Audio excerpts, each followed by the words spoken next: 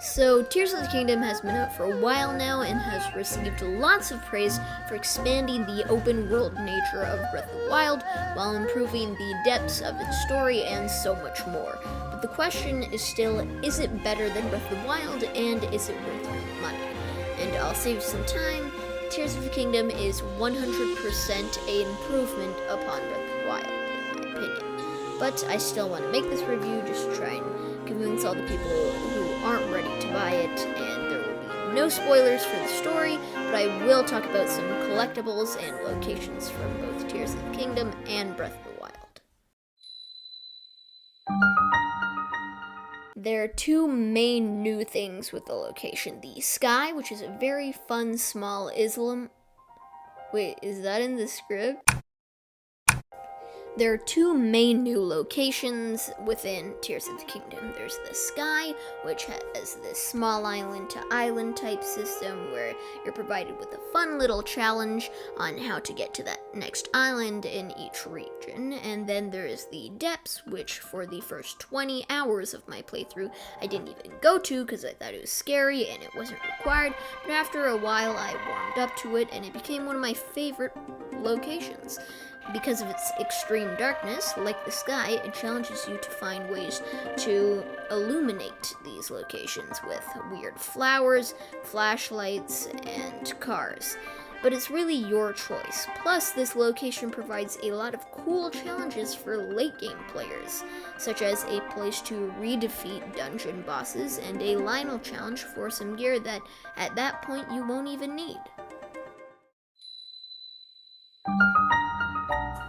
There were 4 types of collectible currencies in Breath of the Wild, which were rupees to buy just general stuff, shrine orbs or whatever to get hearts and stamina, mon for monster gear, and korok seeds because, well, I'm not sure.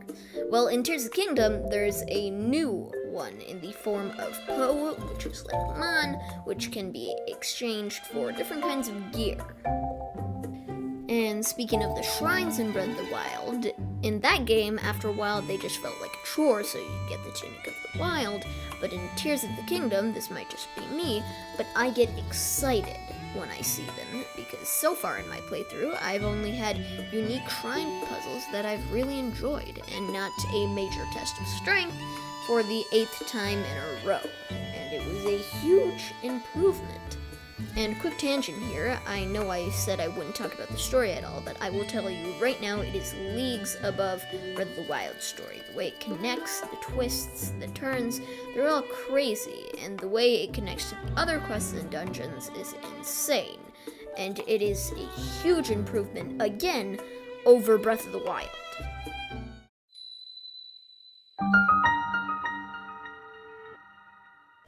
Now, on the topic of dungeons, especially one in particularly, they feel like such a return to classic Zelda in the best way possible. The boss fights, the puzzles are all great and interconnected, and they're not just there to be dungeons, they serve a purpose for the story, and Tears of the Kingdom pulls that off perfectly.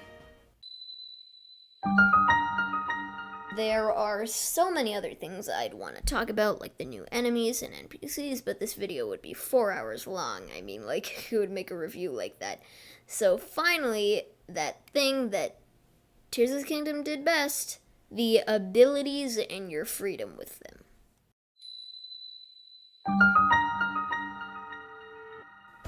In Tears of the Kingdom, you get 4 main abilities. Elmer's Glue. Rewind time. And Oh, it's like a hammer! Whoa! They are significantly better than the runes in Breath of the Wild, Ice Block, Magnet, Boom Boom, and It's time to stop!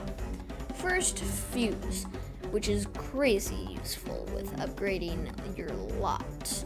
Your lot? What am I saying?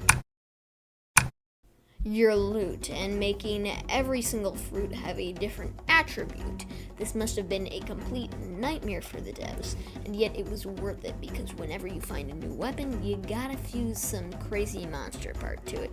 And speaking of monster parts, this mechanic actually gives them a use other than selling them to Kilton, so you can commit identity fraud in Breath of the Wild. And also, I'm going a little fast, so let's recall. That was a terrible joke. But recall, it is amazing. You can make elevators and other stuff like throwing enemy projectiles back at people, but mainly you accidentally threw some materials off a cliff of a skyline, and now you can get that back, so nice. That's pretty much it. I mean, it's useful in the moment, but that's really it. Then there's Ascend, which is great, and it's an upgrade basically to Rivali's Gale that makes you phase through roofs, which is again really useful to cheese stuff and just general travel. Now here's the fun part. Ultra Hand. It needs no introduction. It is a sandbox tool to make anything you want, and with the Zonai devices, it is actively encouraging you to cheese with all of these tools and do everything the wrong way because there is no wrong way.